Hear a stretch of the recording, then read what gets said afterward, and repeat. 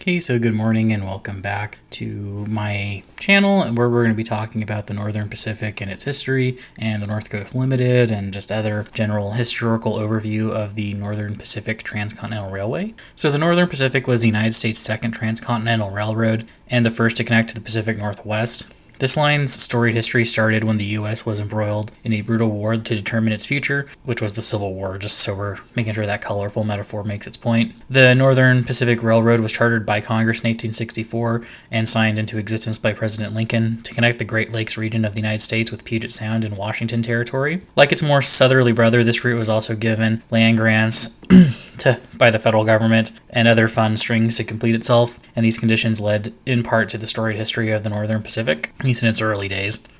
As mentioned before, the Northern Pacific was created by an act of Congress and was given land grants of up to 60 million acres to finance its construction across the country in 1864. The Northern Pacific was given less financial support than the Union Pacific, Central Pacific, Overland route because of the latter's ever-inflating cost of construction, so they didn't get the federally backed loans that its southern neighbor got. The Northern Pacific was expected to use its land grants to attract investment from Europeans and other rich business people, to some extent from the East Coast as well. Mostly Europe, because at this point the Civil War was still going on, so there wasn't as much capital going towards other projects because of the war. The problem was that Congress didn't allow the railroad to use the land-backed mortgages to start or complete construction, and what ended up happening was the railway was built very slowly for the first 6 years, and honestly not really at all. Then this is when financier Jay Cooke, who was mentioned in the, I believe the video on the Cascades, came into the picture, and he was brought basically in to get the Northern Pacific truly going through his business acumen, his ability to sell bonds, because that's how he got his name, and otherwise just get the railroad going. And also Congress's act that approved the railway was extended. The date of completion required for the land grants was extended. It also gave them better terms for selling their land, and at this point they could use them as collateral for loans, and this was all in 1870. So the railway basically just didn't exist for 6 years and was just kind of struggling to exist. And then all of a sudden it started getting its life together. As mentioned, Jay Cooke was a financier who sold bonds for the Union during the Civil War, which was where he initially made his fame and fortune, and then used that fame and fortune to build railroads in the Northwest, specifically the Northern Pacific. Under his leadership and financing, the Northern Pacific formally broke ground in February of 1870 at Carlton, Minnesota, about 25 miles west of Duluth. By June of 1873, after traversing the bogs and forests of Minnesota, the Northern Pacific made to the Missouri River at around modern-day Bismarck, North Dakota, which was at that point still Dakota Territory. At the same time, the Northern Pacific was also building its line from Kalama, Washington to Tacoma. At this time, it was eventually fully completed in 1874, just before the Panic of 1873 was fully consuming the U.S. economy. The panic was also partially set off by Jay Cooke himself. Like others before him, he underestimated the cost of building a railroad into what was essentially an unpopulated wilderness. Remember, also at this point, the Native Americans were very justifiably hostile and were not in the market for a new railroad, so they didn't really count towards the whole idea that there were people there. Also, there were significantly fewer people, even if you include the Native Americans in on that calculation, than there were even a few decades after the railway was opened. So Cooke covered the cost overruns until he was overextended and was foreclosed on by his backers.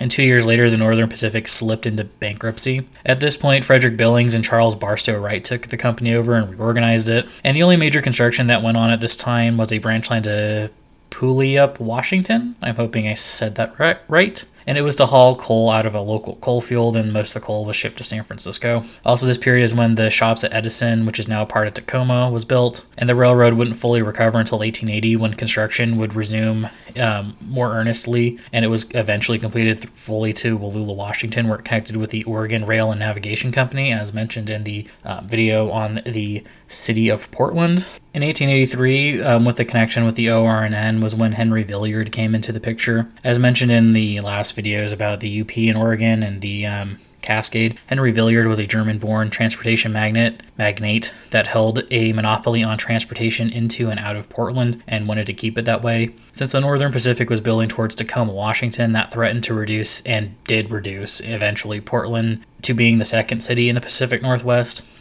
This is when he created the blind pool and raised, again, and for some reason, conflicting records on this, between 8 and 12 million from German investors to take control of the Northern Pacific, and they weren't told about the whole taking control of an existing railroad thing. That's how good he was, on good of terms he was with some Germans, that just happened.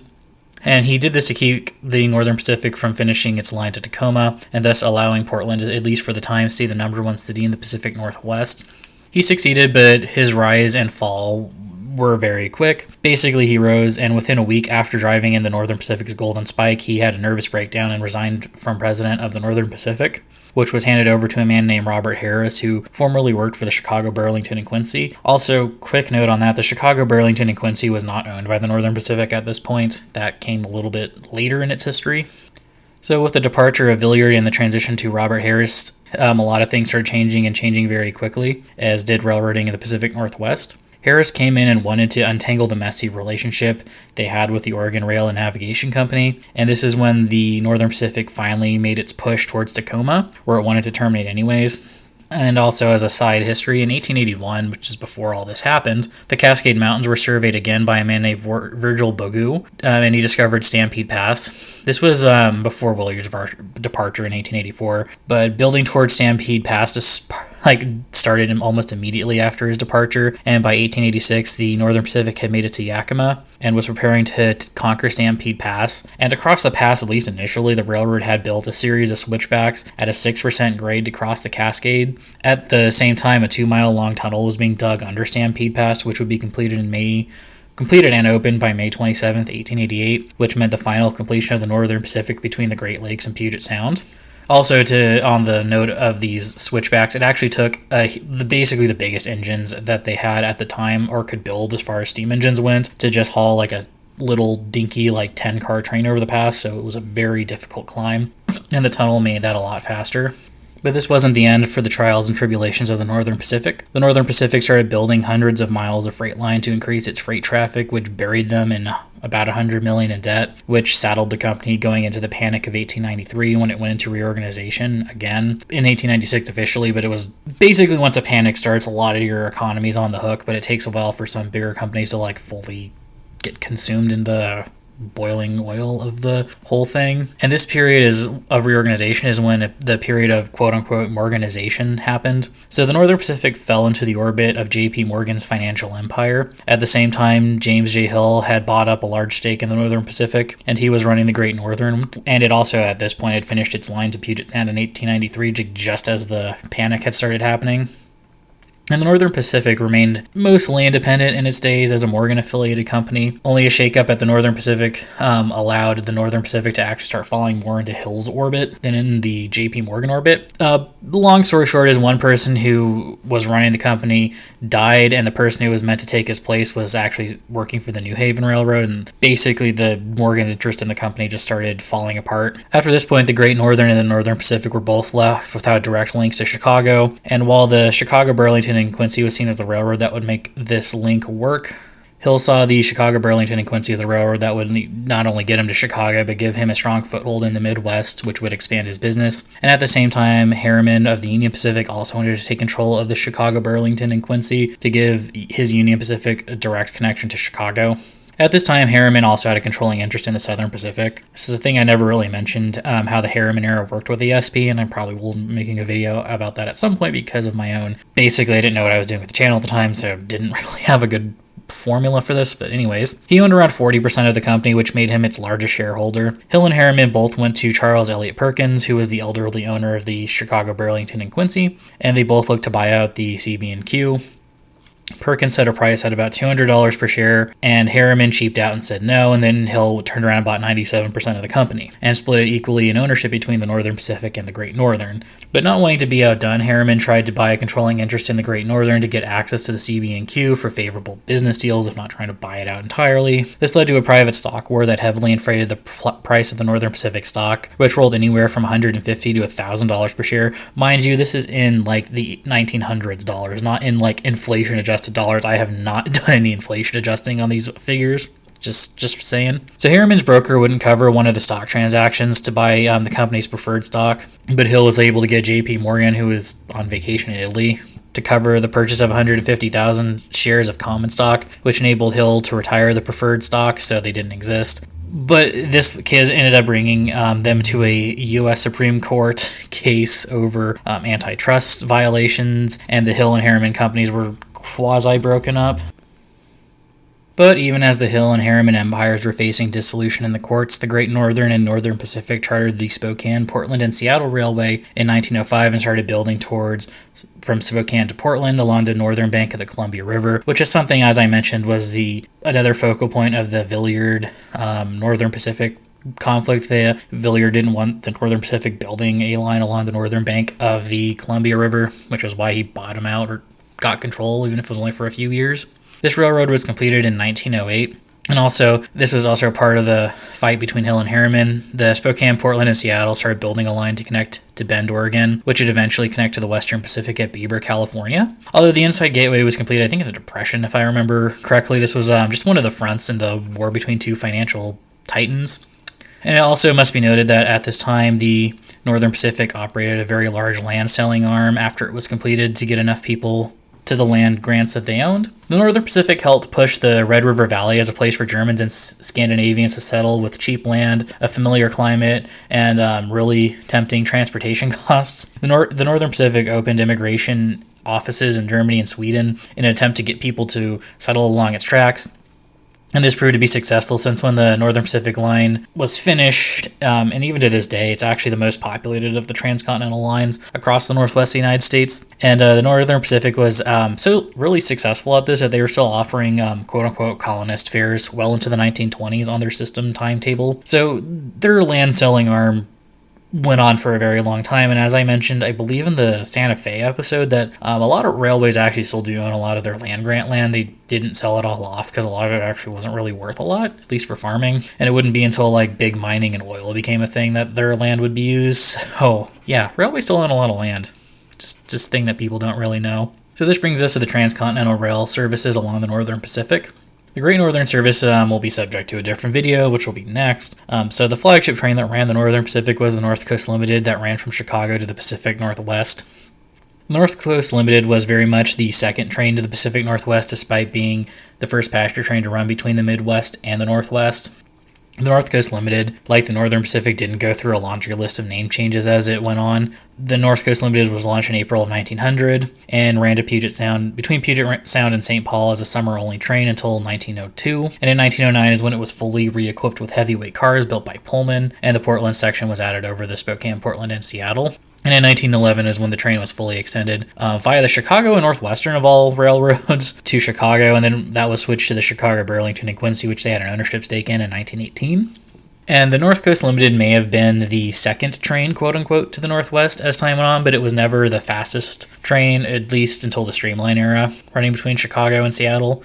During the heavyweight era, this train's best schedule was 70 hours, and the competing Great Northern and Milwaukee Road services managed to get their heavyweight trains down to the 63-hour schedule, which was the heavyweight standard schedule for a transcontinental train before the Streamline era. But they did re-equip the train again in 1930 with heavyweight equipment, not even Streamline equipment. Well, Streamline equipment really was 1934 is when that started becoming a thing. Anyways, this refit added daytime parlor cars, coaches, tourist sleepers, and it was also at this point noted as being the cheapest tourist sleeper to the Pacific Northwest.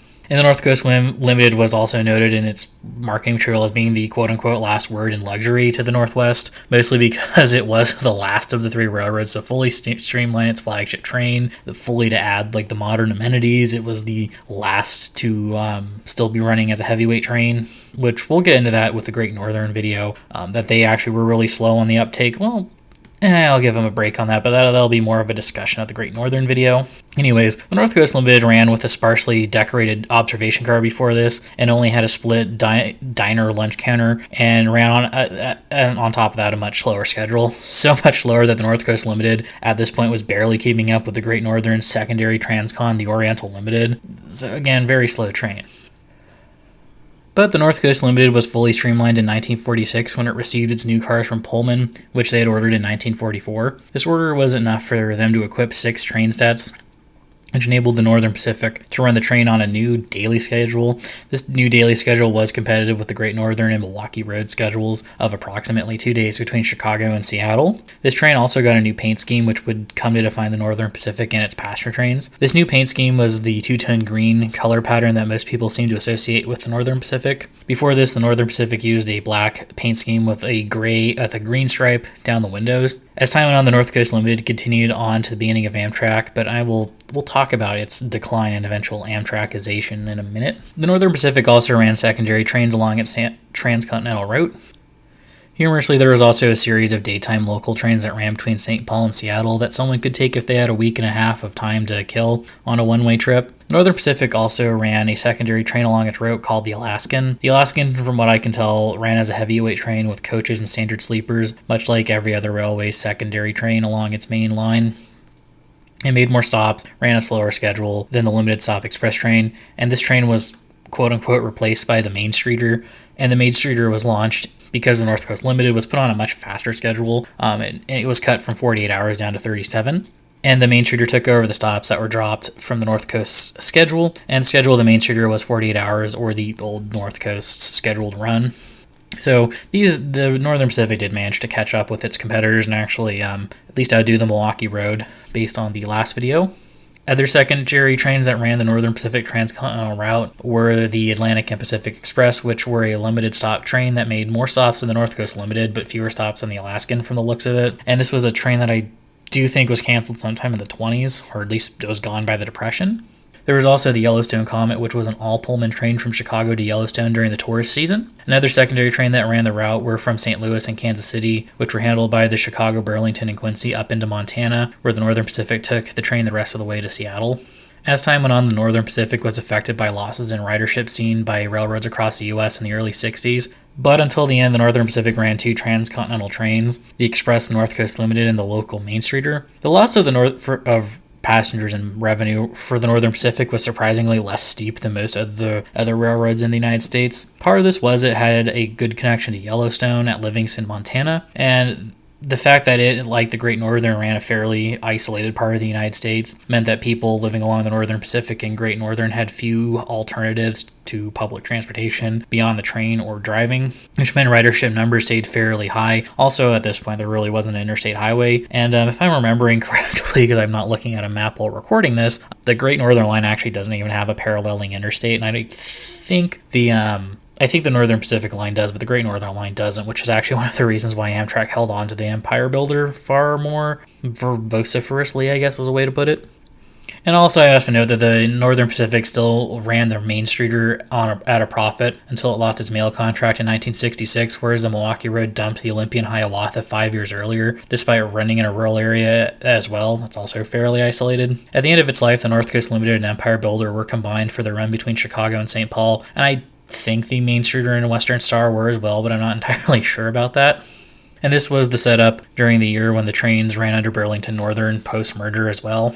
The trains would run separately between St. Paul and Spokane, where they would shuffle around and combine with their respective Seattle and Portland sections. The last run of the North Coast Limited happened on April 30th, 1971. When Amtrak took over passenger service, the North Coast Limited was not held on by Amtrak. This caused political problems for Amtrak. By the way, in its early days, the Senate Majority Leader at the time was from Montana, and he was mad that Amtrak discontinued service through Montana's main population centers and some of the best scenery in his opinion in the country, in his opinion. The Northern Pacific is also fabled to roughly follow the same trail as Lewis and Clark went on when they explored the Louisiana Purchase in the 1800s, and this led to Amtrak creating the North Coast Hiawatha, which ran the Milwaukee Road route from Chicago to St. Paul and then ran the old Northern Pacific route to Spokane and on to Seattle. And this train ran on a tri-weekly schedule and ran combined with the Empire Builder between Chicago and St. Paul. And this train was canceled in 1979 during the Carter cuts when Amtrak was forced to cut 12,000 miles of track. Al Gore, of all people, tried to pass an amendment in the budget to prevent Amtrak from having to cut services for at least a year. And currently there isn't service along this route, but there have been studies done to get the service back. And there are currently a lot of counties in Montana have actually signed on to restoration of service, at least within Montana. So out of all the routes I've talked about that have been cut over the years, this is actually probably ones that have the best chance of being restored. at least as far as routes I've talked about on this channel. So, hopefully in a few years we might actually have a restored North Coast Limited, or at least some segment of it restored under Amtrak. So, hey, I actually get to be optimistic for once. Anyways, thank you all for watching, and I hope you did enjoy, and we'll stick around for the next one, which will be the Empire Builder and the Great Northern Railroad. And yeah, thank you for subscribing. I have no idea what my subscriber count is at now. It's probably, at time of recording, it's probably still around 20, but thank you for subscribing. Thank you for commenting and liking and just doing the thing that you're supposed to do on YouTube, and I hope you do enjoy, and I have been trying to make these better, at least on you guys or myself, but just enjoy, and thank you for being here, and I will see you in the next one.